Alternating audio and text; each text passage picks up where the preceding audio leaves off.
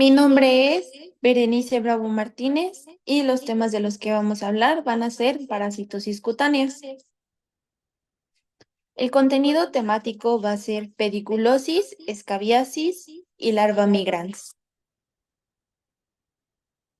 Vamos a iniciar con la pediculosis. Bueno, como definición, es una infestación por insectos del orden Anoplura, del género Pediculus y Phytirus. Va a afectar el cuero cabelludo, las cejas, las pestañas, el cuerpo o el área púbica. Es caracterizado por un prurito intenso y es persistente este prurito. Con la epidemiología vamos a empezar con que es una epidemiología cosmopolita, va a afectar a todas las razas y todos los géneros en todos los niveles socioeconómicos.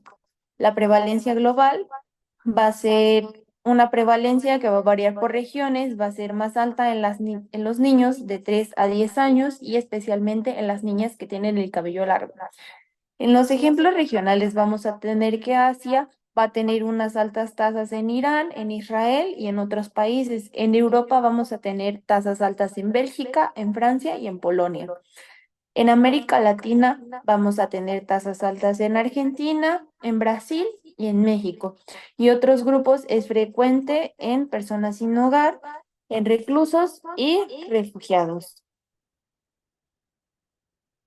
Los factores de riesgo que vamos a tener va a ser una mala higiene, promiscuidad, migración e indigencia. En etiología, vamos a tener tres especies de insectos que son del orden Anoplura, como comentaba, del género Pediculus. El primero es el Pediculus humanus o capitis del piojo en la cabeza. Y en este vamos a tener que tiene un tamaño de 3 a 4 milímetros, es de color grisáceo, su ciclo de vida es entre los 17 y los 25 días, las hembras van a poner hasta 300 huevos al mes, estos se van a llamar liendres y se van a ir adheridos al cabello. Solamente va a sobrevivir fuera del cuerpo humano aproximadamente de unas 6 a 20 horas. El siguiente es el Pediculus humanus corporis o también es el piojo del cuerpo. Este va a vivir en la ropa, especialmente va a estar en las costuras de la ropa. Las hembras van a depositar cerca de 30 huevos en su vida.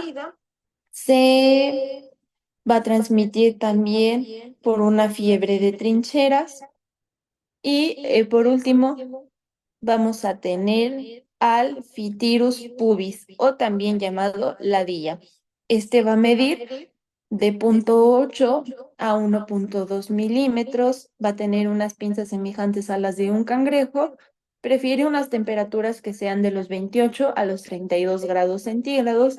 Las hembras van a poner de 30 a 50 huevos en 3 semanas.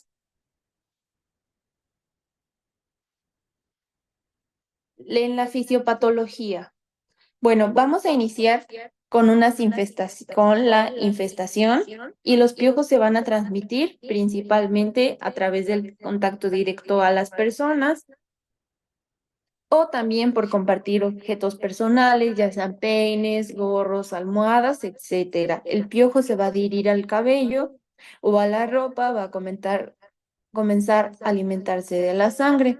El mecanismo de alimentación va a ser que los piojos van a perforar la piel del huésped y con sus piezas bucales van a segregar saliva, que es un anticoagulante que va a facilitar la succión de la sangre. Esta saliva va a contener unas proteínas extrañas que actúan como antígenos y van a desencadenar una respuesta inmunitaria en el huésped. Como siguiente tenemos la reacción alérgica y prurito. La introducción de saliva en la piel durante la alimentación va a generar una reacción local debido a la liberación de la histamina y otras sustancias inmunitarias. Esto produce un prurito intenso o una picazón, que es un síntoma característico de la pediculosis en general. En personas que han tenido infestaciones previas, el prurito suele ser un poco más severo debido a la sensibilidad inmunológica. La inflamación y las lesiones secundarias después de un rascado repetitivo en las áreas afectadas puede provocar una dermatitis, unas infecciones bacterianas secundarias e incluso en unos casos extremos una piedodermitis. Las complicaciones en el caso del Pediculus humanus corporis también puede transmitir enfermedades bacterianas y la fiebre de las trincheras.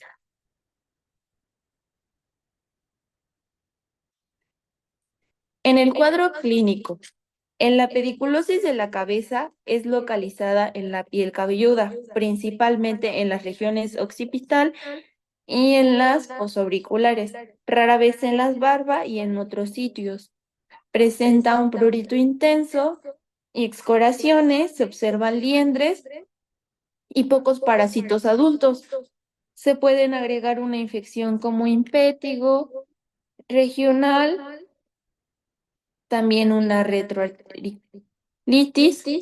En ocasiones presenta erupciones urtical y maculopapular en los hombros y en el tronco. En la pediculosis del cuerpo va a predominar en el tronco y en el cuello y puede extenderse. Se van a observar pápulas, costras hemáticas y unas manchas eritematosas o hemorrágicas que van a dejar una pigmentación residual, como lo podemos ver en la imagen. También unas excoriaciones lineales o también conocido como enfermedad de los vagabundos. El prurito va a ser muy intenso.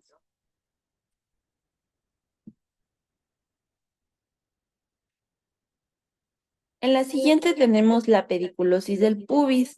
Se va a localizar principalmente en la región púbica, pero puede extenderse también hacia el tronco, los muslos, las axilas, la piel cabelluda, las cejas, pestañas y barba incluso. Existe un prurito de intensidad variable. También va a haber unas manchas asintomáticas que van a tener una coloración azul y también, pues esto puede tener una relación con enfermedades de transmisión sexual. Los parásitos se pueden organizar con una lupa o con un microscopio.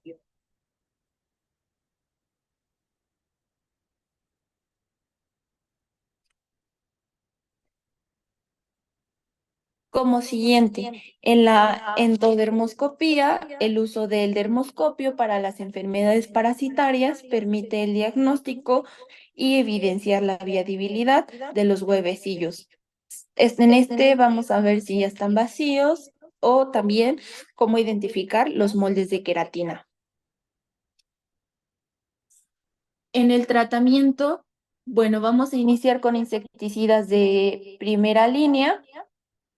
En la pediculosis capitis va a ser un tratamiento tópico, se hace en un lavado con agua tibia, vamos a evitar el contacto en ojos y boca, se va a recomendar una segunda dosis de los 7 a 10 días. También vamos a tener un shampoo, va a ser de piretrinas combinadas con butóxido de piperonilo. Este va indicado de los 2 años de edad en adelante. También una crema o loción, vamos a tener permetrina al 1%. Este no es aprobado por la FDA en menores de 2 años. Como otro, también vamos a tener la dimeticona, una loción al 4%. Esta no se va a utilizar en menores de 2 años. Es una silicona de cadena larga y es una base volátil. También vamos a tener alcohol bencílico al 5% en loción. Esto va a estar indicado desde los 6 meses hasta los 60 años. También la ivermectina loción al 0.5%. Igual, este es aprobado por la FDA a partir de los 6 meses de edad en adelante.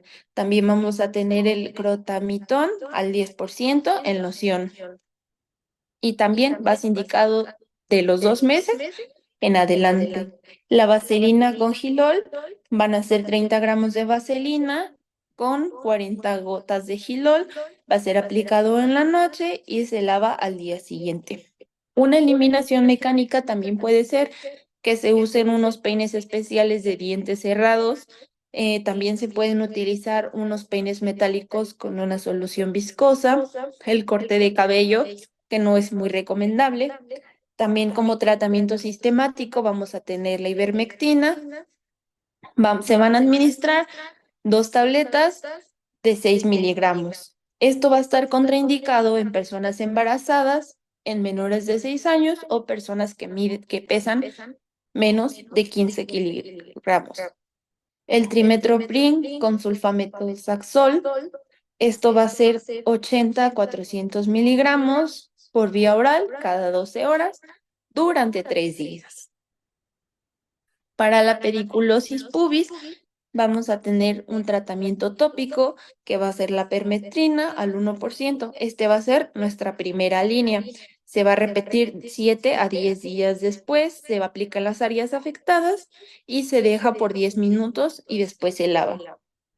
La fenotrina al 0.2%, el malatión al 0.5%, en loción se va a aplicar en el vello seco y se va a lavar 12 horas después. Se recomienda que el paciente evite la exposición al calor. Está contraindicado en la lactancia y en mujeres embarazadas. Otro también, se recomienda tratamiento a todos los contactos sexuales en un periodo retrospectivo de 3 meses. También se debe evitar el contacto. Y se va a poder tener contacto sexual y corporal después de haber pasado la infección, que también esto es una medida de prevención.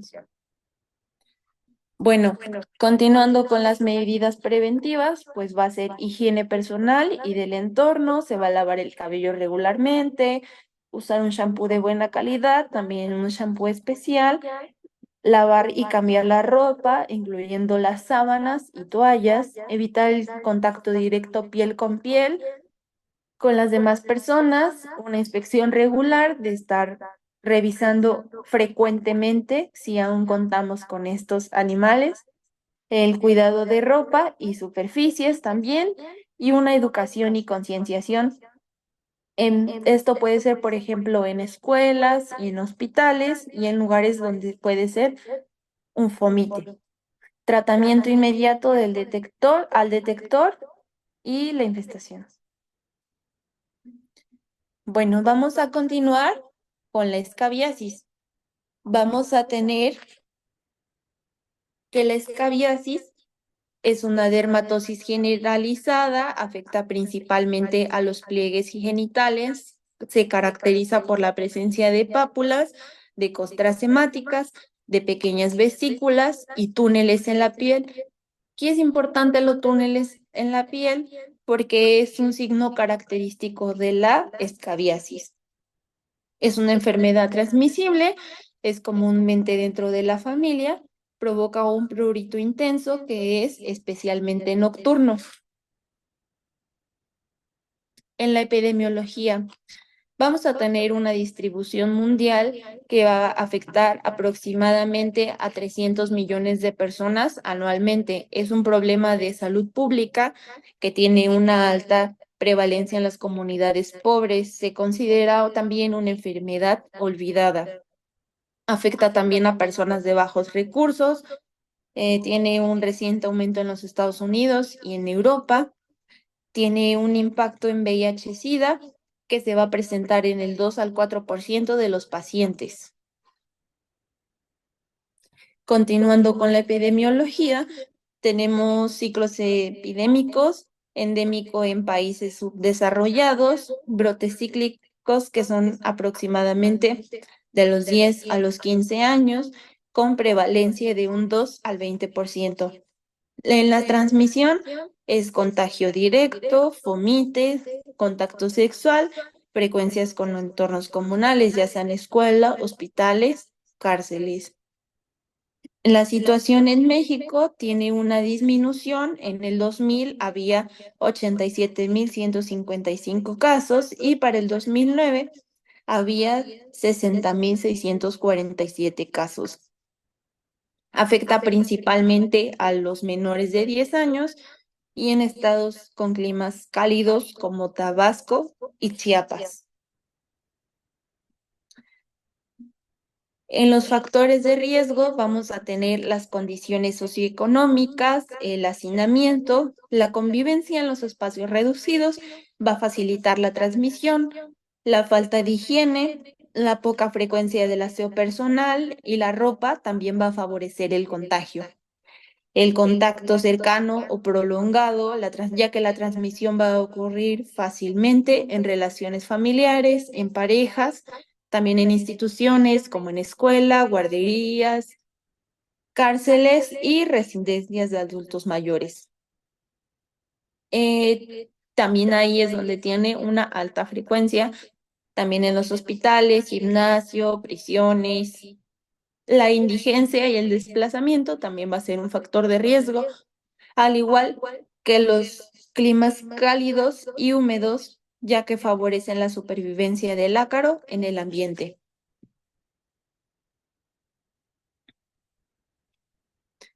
En el agente causal vamos a tener al ácaro Sarcoptes, que es un parásito obligatorio que habita en la piel humana, tiene unas medidas de 300 a 500 micras en machos y en las hembras va a tener de 162 a 202 micras. Ambos van a tener 4 patas con espículas en un dorso. Su ciclo de vida, el macho muere tras fecundar. La hembra vive de 4 a 6 semanas y va a excavar unos túneles en la capa córnea. La hembra va a depositar aproximadamente de 40 a 50 huevos que van a evolucionar a larva, posterior a ninfa y después a un adulto. Esto va a ser en un proceso de 14 días.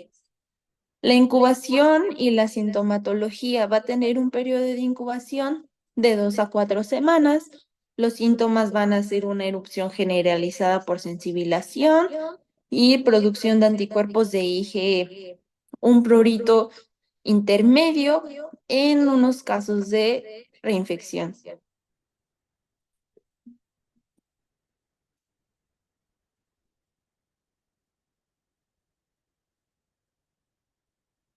En la etiopatogenia vamos a tener que la hembra vive en promedio de 4 a 6 semanas en un túnel que excava en la capa córnea paralelo a la superficie cutánea, deposita de 40 a 50 huevos en la trayectoria que luego pasan por los estados de larva. La transmisión ocurre en 14 días. En estas etapas, tradicionalmente se señala que por cada persona hay alrededor de 10 a 15 parásitos adultos. En algunos pacientes he encontrado que hay entre 20 a 60. El periodo de incubación, como ya lo mencionaba, va a ser de 2 a 6 semanas. Aparece una erupción generalizada por un fenómeno de sensibilización que va a estimular la formación de anticuerpos IgE. En la reinfección, el prurito es inmediato y la secuencia inmunitaria va a ser poco clara.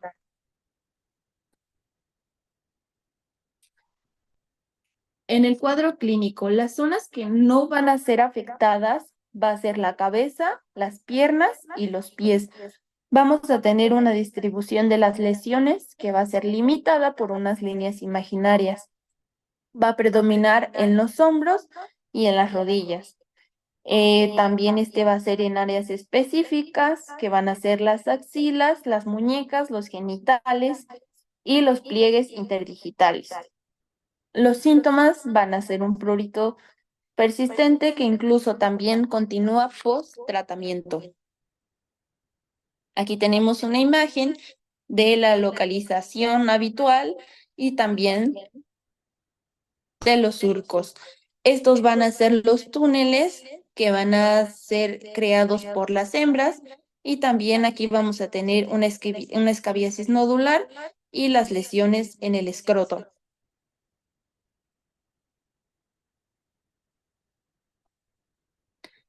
Bueno, en el caso de los ancianos o los adultos mayores, vamos a tener un prurito intenso, pero con poca inflamación.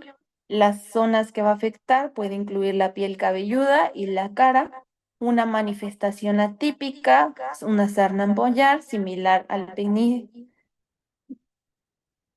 al pemfigoide con depósito de IgG en la membrana basal. En los casos especiales y lesiones atípicas, va a ser en personas limpias, van a ser pocas lesiones visibles, como lo son en las axilas, los genitales y los pliegues interdigitales. En los niños, como se ve en la imagen, se va a presentar el signo del cirujano, que van a ser unas pústulas que van a impedir cerrar las manos. También va a tener una variedad nodular en el 7% de los casos. Las lesiones son en el escroto, a veces en las ingles y en las axilas.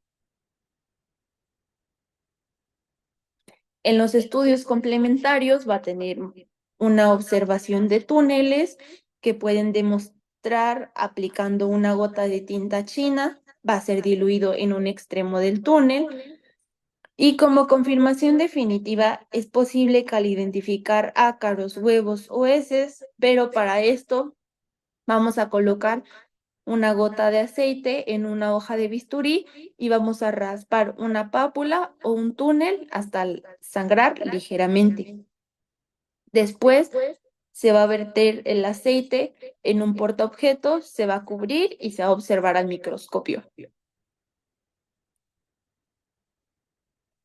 En el caso del dermoscopio y biodermoscopia, va a ayudar a visualizar las estructuras triangulares, marrones, vamos a tener unas líneas curvas y blanquecinas. Este se va a llamar signo del triángulo o ala delta, que nos va a indicar la presencia del parásito. Las pruebas adicionales en investigación van a incluir pruebas epicutáneas, serología e incluso biología molecular. En la dermatoscopía se identifica una estructura triangular o en V, que es el ala delta, que va a corresponder a la parte frontal del parásito. Como datos histopatológicos, vamos a tener una epidermis, una capa córnea o granulosa. Va a haber unos túneles con edema intracelular y también una formación de vesículas.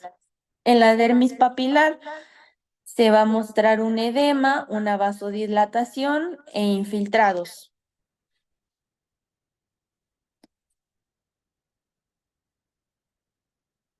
En el tratamiento, en el primero vamos a tener unas medidas generales que vamos a atender las complicaciones. Primero, una higiene y un control ambiental. También los tratamientos que son retirados del mercado son hexacloruro de gamma benceno al 1% por su riesgo de toxicidad, el monosulfato que es al 25% porque tiene efectos que causan un eritema, edema y taquicardia. Los tratamientos actuales, que son de uso tópico, es benzoato de bencilo al 20% o también cromati al 10%. Esto se va a aplicar en todo el cuerpo, especialmente en las manos y en los pliegues. Se va a dejar toda la noche y se va a eliminar con el baño. Se va a repetir la aplicación de 3 a 5 días. Los tratamientos especiales vamos a tener escabicidas en los casos especiales como en la lactancia, en embarazadas y personas con trastornos neurológicos. También la ivermectina, que van a ser dosis de 200 unidades por kilo y esto se va a repetir en 7 días. Como medidas preventivas vamos a tener higiene personal y del entorno, aislamiento y control de contacto, también cuidados en la piel. Vamos a prever la prevención en ámbitos comunitarios y un tratamiento oportuno.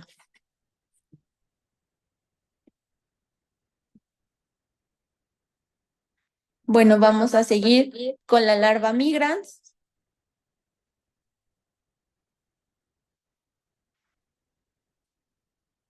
Bueno, la larva migrans es una dermatosis aguda causada por parásitos móviles en la piel, principalmente por el Ancylostoma caninum y Ancylostoma brasiliense.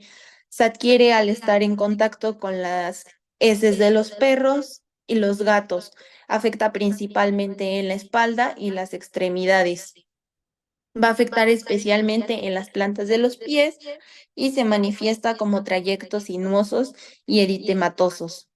Va a producir un prurito intenso y en algunas ocasiones puede curarse espontáneamente sin ningún tratamiento. La epidemiología, tenemos una distribución general, va a afectar a personas de cualquier edad, raza, edad y sexo. Está presente en los suelos arenosos, en zonas tropicales, en una distribución geográfica. Una distribución mundial tiene mayor prevalencia en África, el sudeste de Asia, en las costas del Mediterráneo, en el sudeste de Estados Unidos, en el Caribe, en México, Centroamérica y Sudamérica. La distribución en México va a predominar en las costas de Tamaulipas, Veracruz, Tabasco y Guerrero. Las especies principales van a incluir Ancylostoma duodenale, Necator americanus, Ancylostoma seilenicum, Ancylostoma stenocephala y Bustonum phelobothum. En Japón, la causa más común que vamos a tener va a ser la espiroidea.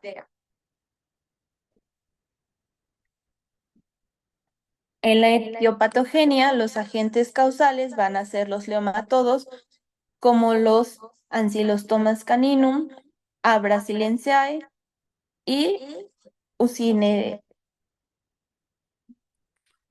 Uncinaria stenocephalea. Este va a tener un reservorio que va a ser en perros y gatos. Se van a eliminar de 25,000 a 30,000 huevos diarios.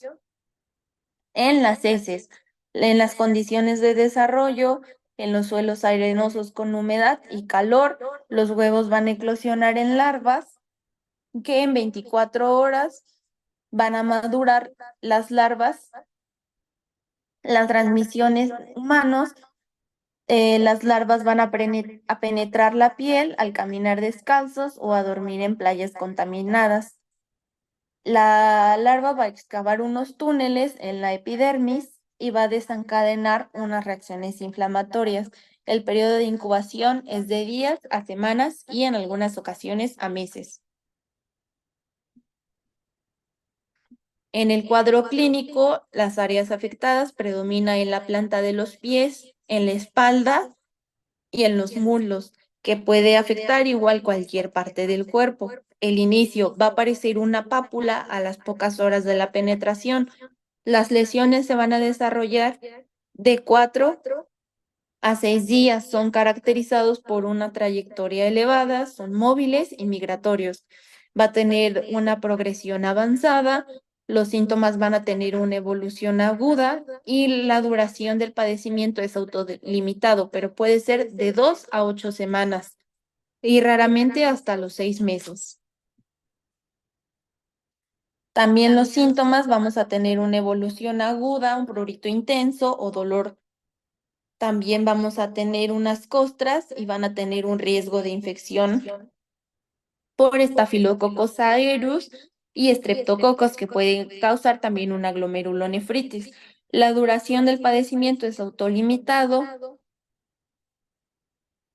y en la dermatoscopía lo que vamos a ver van a ser unas estructuras marrones translúcidas que corresponden al cuerpo de la larva y los vasos rojos puntiformes al surco vacío. En los datos de laboratorio, los resultados van a ser una eosinofilia y una elevación de la IgE que se va a observar en los pacientes. La microscopía focal se observa una imagen oscura en un panel interrumpido indicado por falta de continuidad del patrón normal de la piel.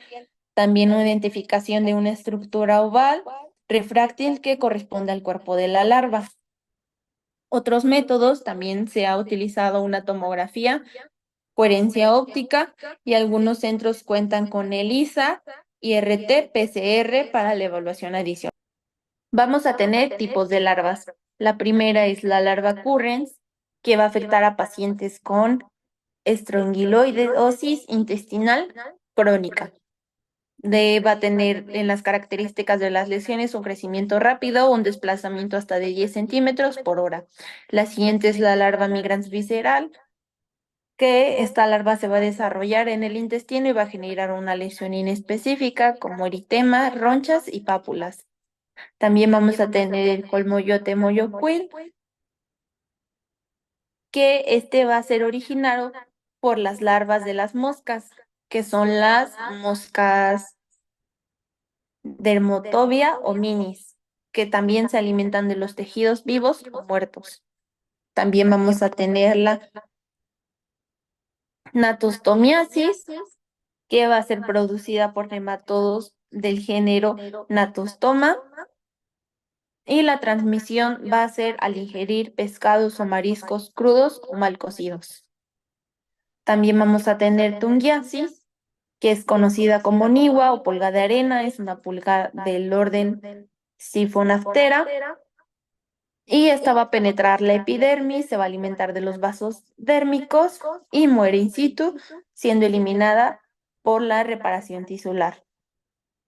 Como tratamiento en la eliminación de las larvas, vamos a tener una aplicación de cloruro de etilo o cloroformo, también una criocirugía en la parte terminal del túnel o la resección de esta porción. En los medicamentos vamos a tener invertina, 200 miligramos por kilo en dosis única, son 2 tabletas de 6 miligramos en adultos.